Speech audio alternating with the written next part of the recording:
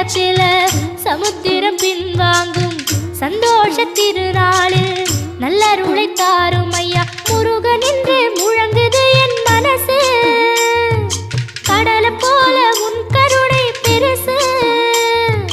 உப்பு காத்து ஊத காத்து சுத்தும் கடலுக்கரைய பார்த்து சத்தியமா கோயில் கொண்ட சுப்பையா எங்க குப்பத்துக்கு குலவிளக்கு நீ ஐயா.